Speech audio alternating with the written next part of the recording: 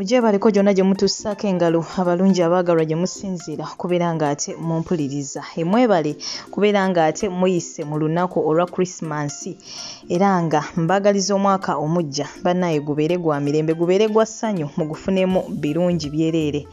Butereevu nsaasirako nnyo mmwe mwenna abayita mu bizibu eby'enjawulo, basanyukirako mmwe abatuuse ku buwanguzi. Mmwe abakuzizza amazaalibwa olunaku olwaleero mbaagaliza amazaalibwa amalungi ag'essanyu. Amannya enzo Omumbejja Aisha Nasolo Butereevu mba ntuuse okubeera ng'ate nkutuusaako ebigenda mu maaso mu ggwanga lyattu Uganda. Ku lunaku lwennyini luno olwa Christmas bw'atyo SB4 avuddeyo munnaye n'atabukira abasiraamu. Naye nga tekibadde nnyo serious, ekituufu kiri nti bibadde bya kusaaga wabula ng'avuddeyo.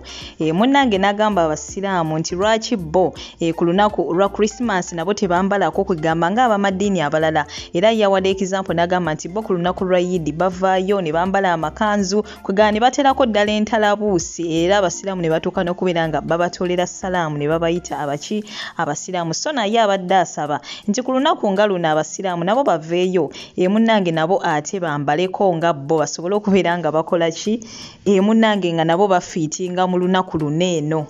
Butereevu akatambi ngenda kuba nkakulekerako naawe omwewulirireko. So nga ate ye Don Asia avuddeyo ate n'addamu buto n'awalabula Aviator saakate ne Mina the Queen.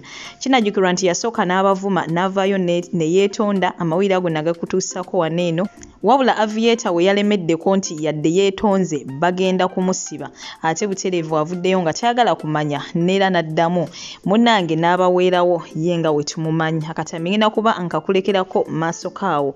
Wabula ate ngenda kuba nsembyayo Isma Olexas abamu gwe bayita Jjajja Ichuli. Avuddeyo munnaye n'atabukira Bobiwine saakate n'abo abali mu struggle. Ngenda kuba nkulekerako akatambi ke naye Butereevu komenti zo ozitutereko wansi awo ate mukwano gwange mu comment section. Subscribe nga gwata nabatekako akadde, like nga video eno. Goodbye for now. Toseetuka.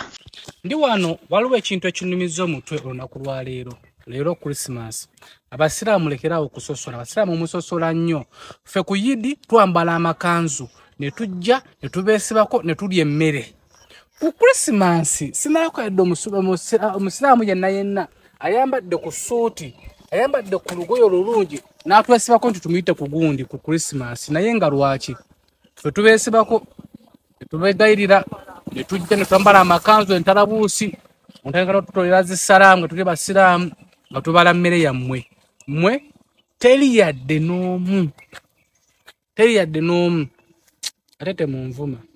Now you started insulting me and then you called me a donkey. Mukwano, you are nothing. I'm waiting for you people to come and arrest me. Nze ndaba mulina kulwawo. Ababa wagira bagenda kukoowa. People who are supporting you, they are going to get tired. I've prayed my lol. Ovayo tanawe no sema no gamba ambo simanyi use the very platform to ask for forgiveness. Aviator, are you God? Oli Katonda. Are you God? I used my Facebook page. Is it your page? Not only that, I used my TikTok. I prayed my part, by the way. Nakola chena sobola from the bottom of my heart. Simama kaka to ask for forgiveness because I couldn't. Sandi chikoze singana rinsa zewo. Na yate sagalo manyire avi. Now use your powers and do what you are supposed to do. But remember, you are not God. I'm going to get out of it. Use your powers. Because this amanyi go. No buyinzabu. Gwengo omonto. Nayate mu byonna respect my sorry. Sorry yange jiwe kitiibwa kubanga sorry tomanyi gyeva. Wabula avinali manyi otegeera. Naye ate naawe okutegeerako kuli wala nnyo. Now use your powers. Ekisinga okwewuunyisa omwaka guweddewo nga kkooti y'abantu terina musango gwesaze. Tewali n'ogu. Kati simanyi oba kkooti y'abantu ne Museveni ani asinga obubi.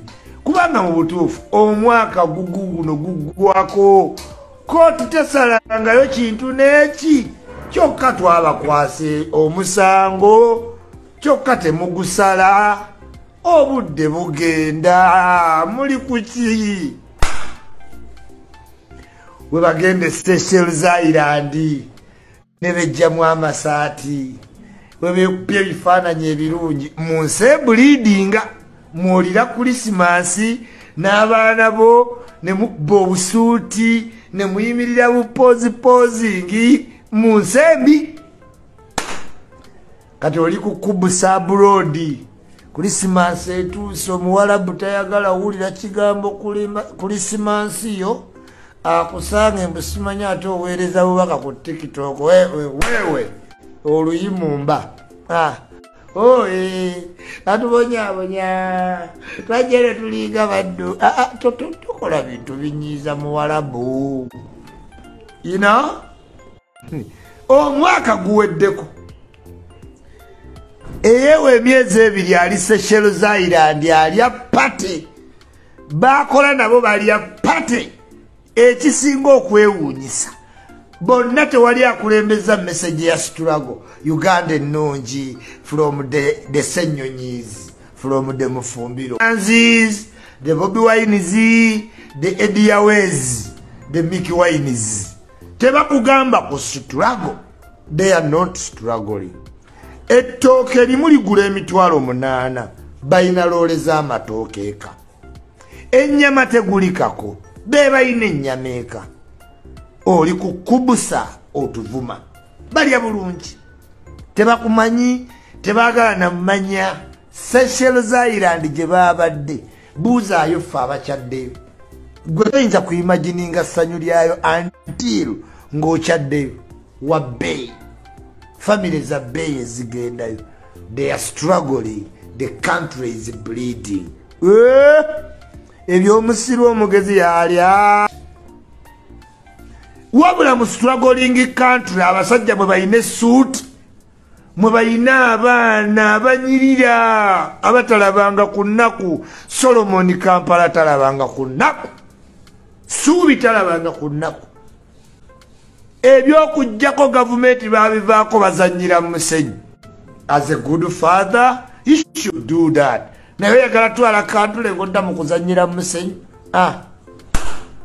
yes ekkooti y'abantu ekola ki what is it doing when is it acting ali mu pate jubilation eno message egende eri omuntu yenna agoberera byotamanyi politics si wabasiru era I'm very proud of Bobiwine kubanga he can manipulate the fools niye n'atuuka gyagenda nga nange wonda banze ennyonyi nyange avaako ekitangaala abalala ba bloga ne balaba gye bagenda kati mmaze okukola live bakaye bafunye ekitangaala bapenge balumbuye basimanyi kojja bali bonna bagenda kukola after me kubanga kino kye kitangaala nze kitangaala nze koko enjeru yes ichulidde cash crop ichulidde raw material